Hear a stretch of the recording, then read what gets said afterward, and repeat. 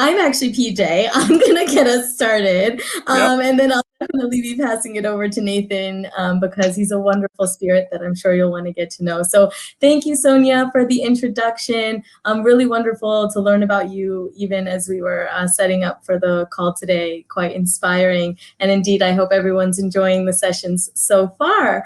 So for me, I am a total nerd about partnership. I believe that together we can all do really great things. So I'm just really, really humbled to be here with Nathan, representing this strong partnership between Unilever and Scantrust and what we've created together. So as a brief introduction about me, I'm PJ and I work at Unilever. I have for about the last 8 years. I'm based in the Netherlands, but what you can tell from my accent, I'm sure, and you'll soon notice from Nathan's as well, is I am very American. So I've been here in the Netherlands the last 3 years, but still can't quite get rid of that strong accent. So here I am, and yeah, really excited to be here. So I'm gonna hand it over to Nathan. Do you wanna say a quick hello before we get started? Sure, yeah, thanks PJ, and hi to everyone in the UK and abroad virtually.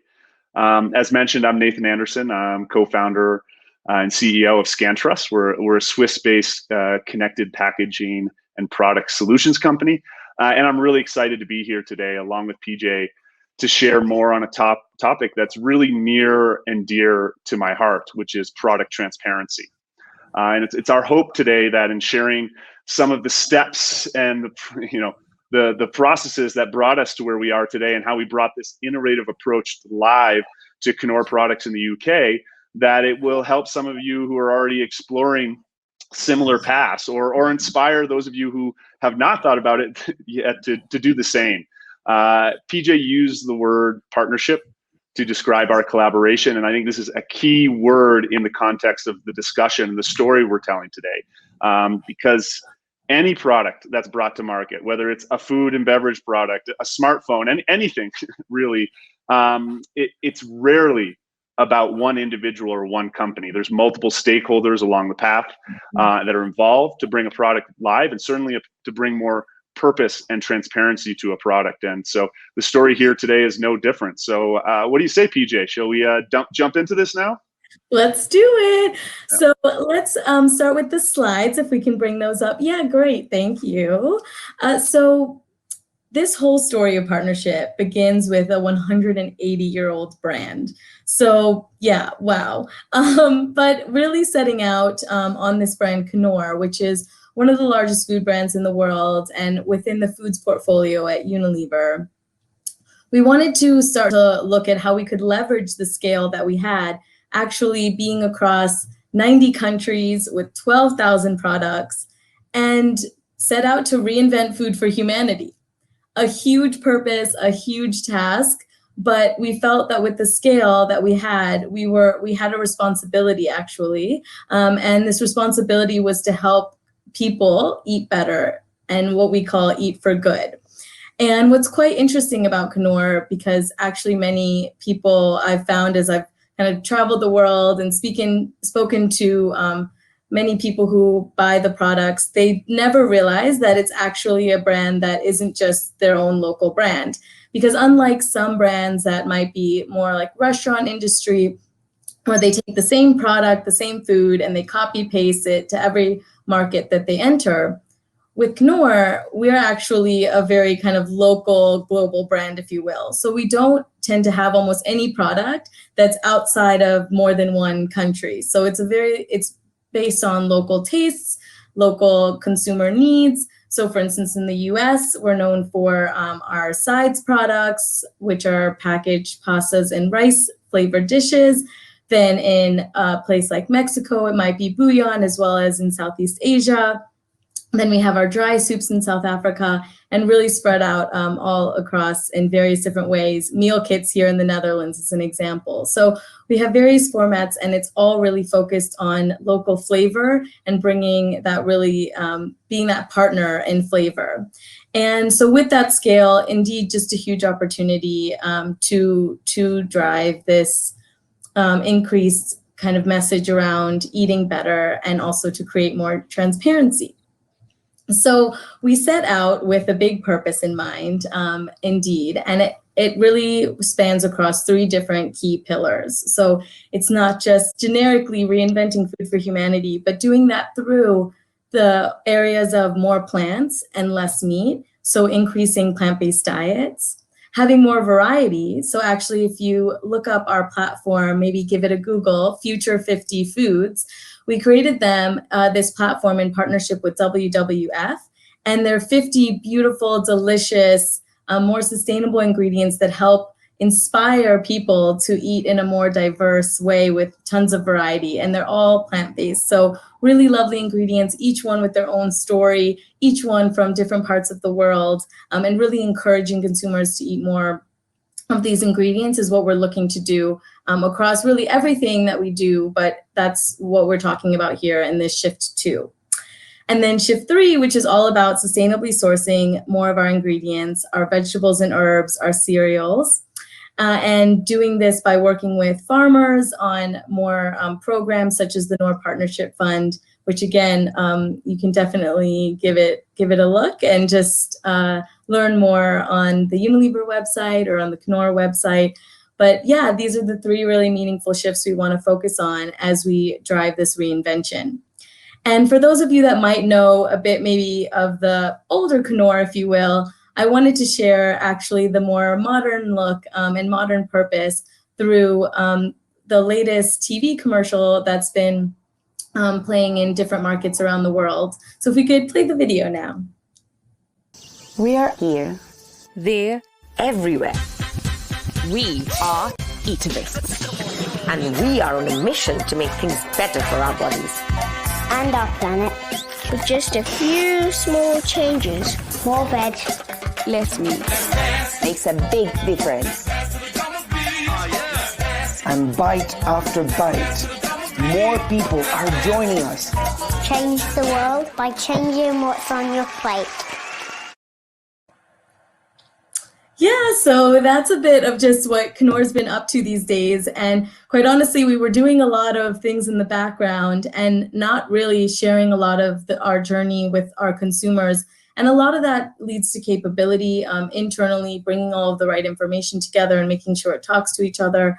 But also, I think we're at this stage where we recognize how important it is to share wherever we are on our journey, and that there's so much great stuff to talk about. And instead of waiting until everything's sort of done and dusted, all complete, and our commitments have been achieved, that we really want to bring people into our story and inspire them to eat for good. And so that's really why we started to work with Scantrust to bring it all together and to share that story with consumers. And so Nathan, I'd love it actually if you could share a little bit more about Scantrust and why transparency is so important, and what we were really trying to drive forward.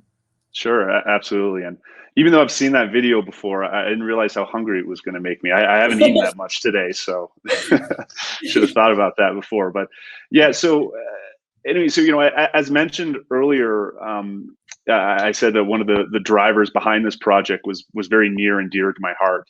And in fact, this driver is also the foundation of Scantrust. So our founding vision, which is the vision that drives us very much so today, was to ensure that every person could trust the source, safety, integrity, and sustainability of the products in their life. And for me and essentially everyone who's joined Scantrust since, it's very much a personal mission as well. It's not just a company mission. I mean, at the end of the day, all of us, whether we work at Knorr, Scantrust, wherever, every single one of us buys and uses products, right? We're all consumers. And for me particularly, I'm as PJ mentioned, I'm also from the U.S. I'm from Vermont. I grew up in a town of 3,000 people, very small. The biggest city in Vermont is around less than 50,000. So this is a very rural countryside life. And for me, growing up, it was, before farmers markets were something hip and cool. This is just how we lived, even before they were called farmer markets. Our neighbors would tap our trees and our other neighbors' trees to make maple syrup, a very Vermont thing. And the corn we would get from the neighbor across the street, right? So you just knew where your products were coming from. You had a personal connection to them.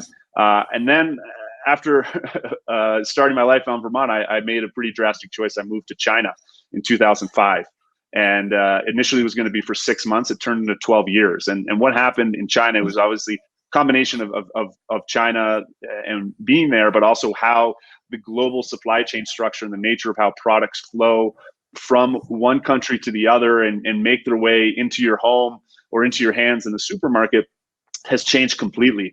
And I was constantly, finding this challenge of, wow, what is it that I'm really buying?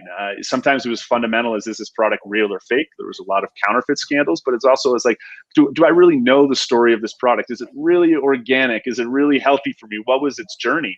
And this started to really become a very big personal mission of mine. And I think it for many people across the world, doesn't matter where you are or what your background is, this is a growing challenge that we see in this world. And ultimately, that was what led to the founding of Scantrust. And today it's turned into a platform, a technology solution that we use to work with brands, to give them the tools and the solutions to, especially brands with purpose, but brands who are looking to share more and understand more about how products are moving through the supply chains and with their consumers, to enable them to communicate that story with end users, with their customers. And that's what we do all day, every day at Scantrust. So when PJ and the team at Knorr and Unilever came with this very ambitious project, we were, that's what we eat, sleep, breathe, and do. So we were excited to dive into. And so I think that's enough background on me, and let's dive a little bit more into the actual solution, what we did. Yeah, absolutely. So I think the whole reason we really decided to work with Scantrust, maybe a bit of a plug here, is because of the passion and enthusiasm from day one. I think you can feel it off of Nathan. I think as soon as we started to talk about this project, and we had a few things we first needed to do internally, Nathan and his team were really following along on the journey with us and just making sure that they helped make sure that everything we were building internally could also eventually connect to what we were going to create externally and share with consumers. So it all started really with what matters, and that's at the center of the plate here. We wanted to understand what people cared about, what they wanted to see more of from companies. What was this transparency that they were craving more specifically? Was it at the ingredient level? Was it to know more specifically, let's say, about packaging or the impacts of our factories or our plants? Did they just want inspiration, or did they want more information than we could fit on the packaging for things like recipes? And so we started with that as the first step of really understanding that. And we also really leveraged this huge industry that's growing around these apps for transparency, such as Yuka. And we looked at some of these apps as well to see what consumers were interacting in, what kind of information was being shared here. And we built our internal capabilities around, this next step in the journey of data discovery.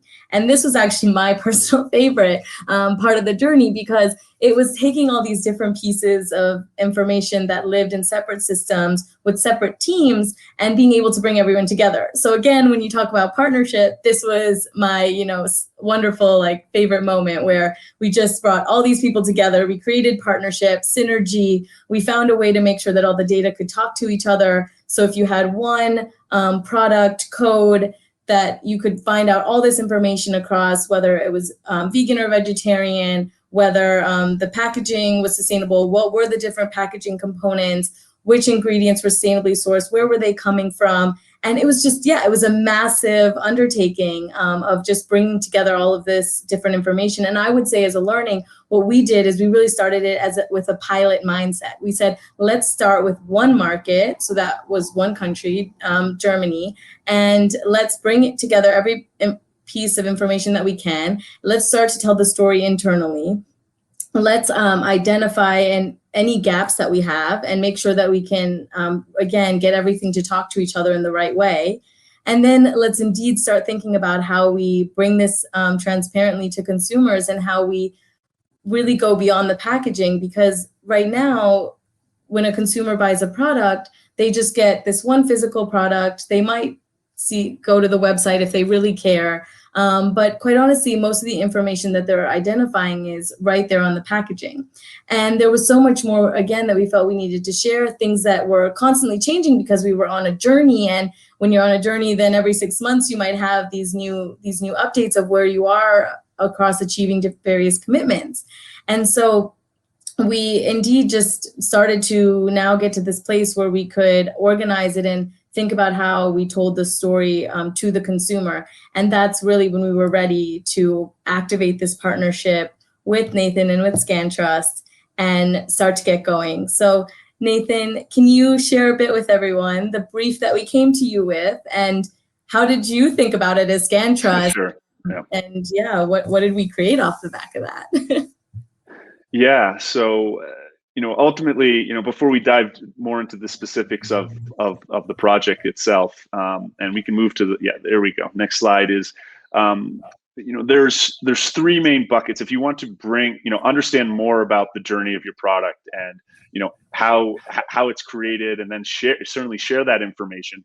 There's three main buckets that you need to think of. One is the upstream supply chain, right? This is where your raw materials, your ingredients are coming from, any processing that's done with it. The second one is more of the production, the manufacturing of it, right? Creating that finished good. And then the third is the downstream journey of that, now leaving that production site wherever it's being manufactured and making its way and ultimately touching the consumer. Increasingly, there's a fourth one, which is recycling of the products and recycling, but that's a whole new topic and another presentation altogether, a very exciting emerging field. And across those three buckets and areas, there are so many stakeholders involved. Well, way more stakeholders than just the end user, the end customer, Scantrust and Knorr or Unilever, right? And this is ultimately one of the larger challenges that you will see, and PJ started to touch on, is that first you need to get your hands around this information, the data that you want to track either internally or share externally.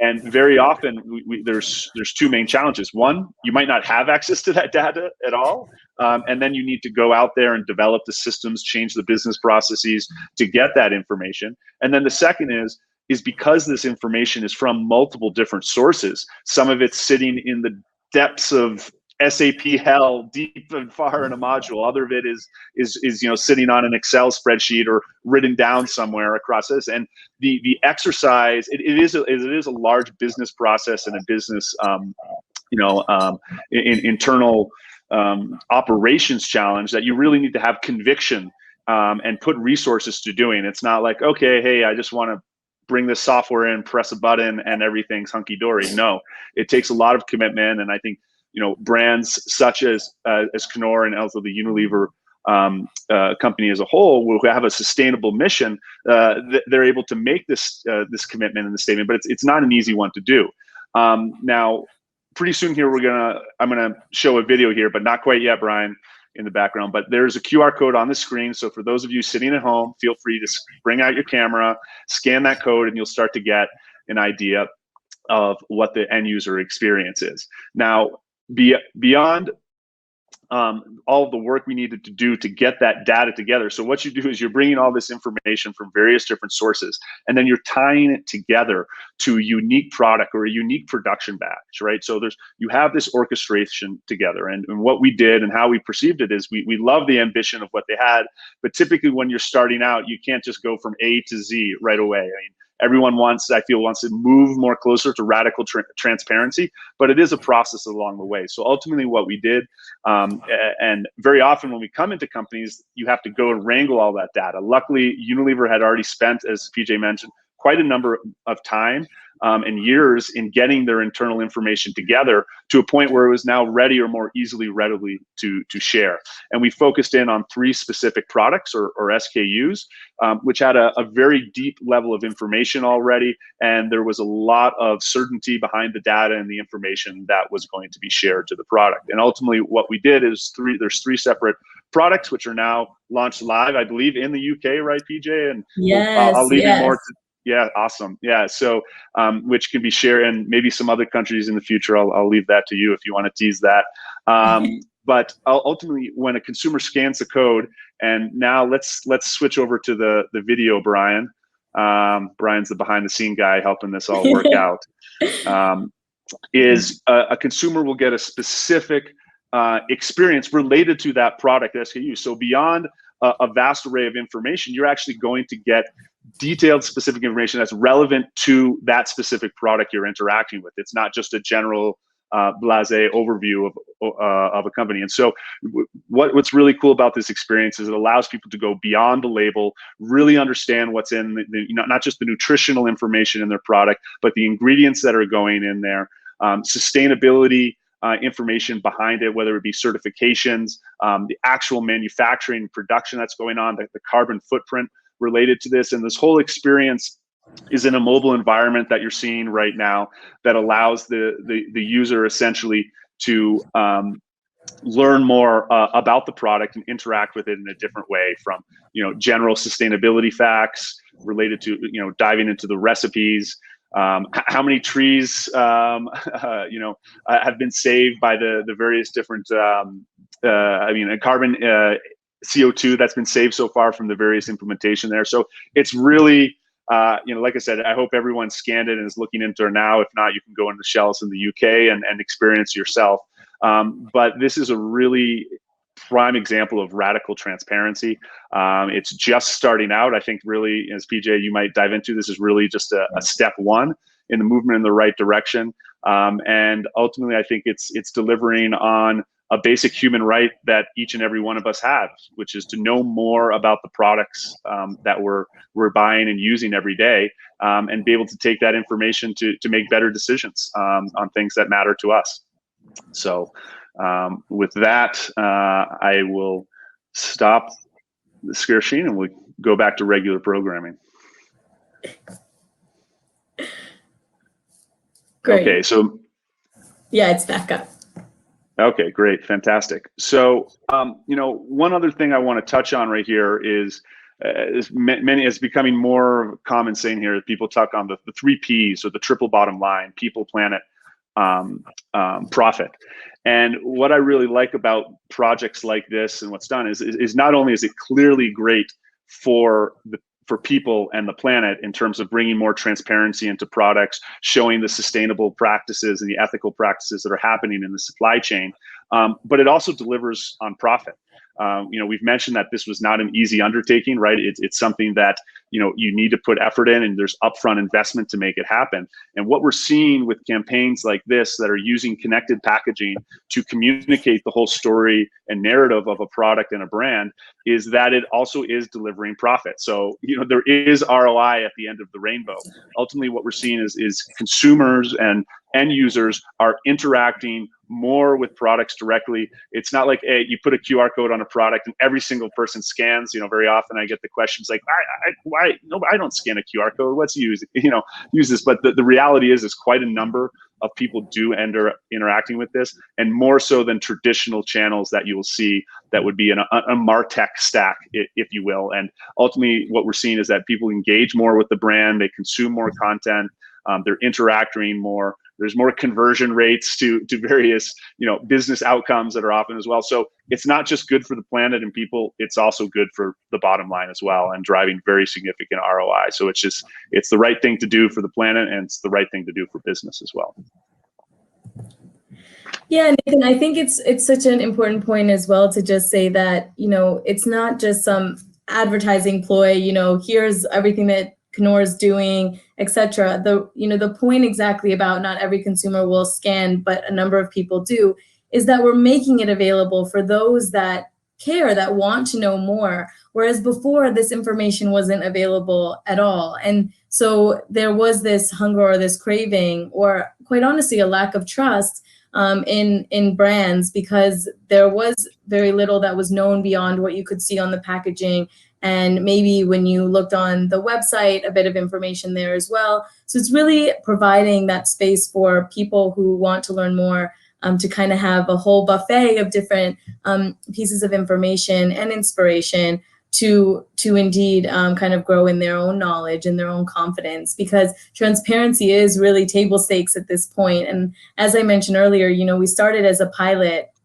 We started working on creating all of the internal capability in Germany, and then we expanded to include the UK and South Africa. Actually, both the UK and South Africa are launching with consumer experiences this year. And then this year, we're working on continuing to expand the internal capabilities to more countries. and then continue to make it available to more consumers in more countries, so that at some point we'll be able to reach in 2025 that every SKU will be able to have all of this back-end information and more transparency. And by that point, of course, the world will continue to evolve, and we'll share more and more information as we see that consumers are asking for it, and they want to kind of learn more about, especially these bigger brands. And so I'm really excited to go on this journey to see how consumers really truly interact with the information, and if it's exciting and interesting, and you know, maybe what they still want to know or what they still have a hunger for. But it starts here. It starts by piloting it, by getting it out there. And for those of you that are based in the UK, maybe a bit of a logistics note to note that the 3 SKUs, the 3 products are the Knorr Jelly Bouillon organic products. So we have 3, and they are right now rolling out, but they had old packaging, and now they're rolling out with the new packaging. So in a lot of stores, quite honestly, over the next 2 months, you might still have the old packaging, which will not have the QR code. Hopefully you keep an eye out in the store, and eventually the new packaging is there on shelf, and you'll be able to scan it and have that experience for yourself. And again, maybe if you're in other markets, you'll see this coming through at some point as well. So with that, thank you for joining our discussion, and really hopefully you felt the passion come off the screen with Nathan and I. I think we are partners and friends and colleagues and all the things, and it's just really wonderful to be able to work together in this way. It's really my personal way of working, is that it's a true collaboration, and that we start with a real strong purpose and create a more positive impact. So with that, we'd be so happy to take any questions that you have, and also welcome to connect with either of us on LinkedIn so we can share more about what we're doing. So, okay, let's see here. Nathan, I'll pass it to you to maybe moderate if we see any. Sure, yeah, we had keep the questions coming, everyone. We see some good ones coming in right now. Let's just filter through there. Yeah. So PJ, I have a question to start things off here that I'm seeing right now is, you know, ultimately you talked about this being a pilot, and you shared with some of the potential rollouts in other countries, and especially consumers who will be able to experience this outside of the UK or even products. And that's great on the consumer facing side. I'm interested internally, because you mentioned a lot of work that you guys had done to collect more data about the products, track things that are going on, and new systems that you put in place to be more sustainable. Do you find that journey has stopped as well, or has that journey uncovered a new path forward as well? Maybe you could just talk on that. Yeah, no, I think 2 points on that. One is just that when you start to bring all this information together and you have it speaking to each other, and you inspire the different teams to see how this really looks, because of course sometimes we get really stuck in our kind of tunnel of our job and our role and what we're focused on, but to really see the big picture of these products, I think that's really inspired a lot of people working internally at Unilever to want to indeed just make sure that going forward we actually create holistic, you know, capabilities for each of our products, and make sure that all the information and data is sitting together, and that we're constantly updating that. On the country side, it's of course we are scaling up with more countries as we work towards more consumer experiences.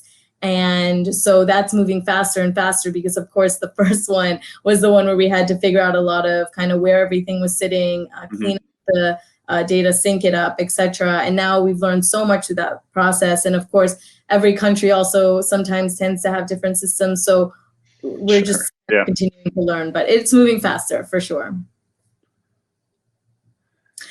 Cool. I actually saw one question pop in here, Nathan. Maybe I'll just with it. Is dive into it. Yeah. Use social media to create trust between products and data. I would just call out something I didn't mention, is that with the UK also will be promoting this functionality through our digital channels as well as PR. So I think in any case, when you create this this kind of platform, there's absolutely an opportunity cross-channel, not just on packaging, to promote it. Sure, that's helpful. Another question here, and maybe I think this is one we both can touch on, but I'll let you start off with it, and I can take it from there. Is, what are some learnings you found that you can share with other businesses looking to do something similar? Yeah, absolutely. I think it's really in what I said about the piloting. I think it's so important. Sometimes we get so overwhelmed by, let's call it scope creep is maybe a one way to put it, but you start with too big of an initiative, or you start actually with a small to medium-sized initiative, and eventually you get all this feedback and the scope just becomes bigger and bigger.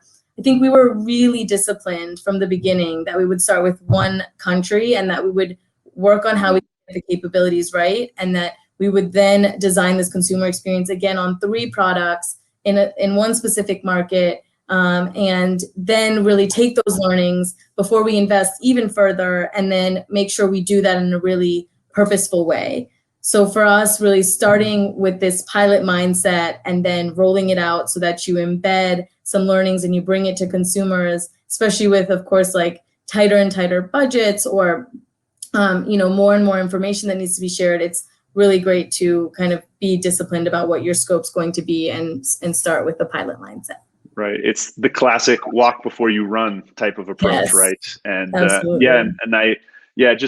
to add on that, I think that's, the most important thing is to start, right? And of course you need to understand, what's important to your demographics of your end users is, and understand what information you want to share. There's so much information about a product that you can share. And what we've seen in Scantrust about these types of projects is actually, even though the fundamental principle might be the same for the why behind the product, the actual information that is shared with the consumer or the end user is different in each and every case. So it's really understand your consumer. And then what we'll just add to this is, and I think you can see it from the excitement and how PJ shares this story, is beyond just the external stakeholders you have internally. These types of projects are something that people really get behind. As as I mentioned, each and every company, I think there's a common mistrust of big brands these days to a certain degree. It's only for profits, and of course, hey, making money does matter at the end of the day. But at the end of the day, the people that go in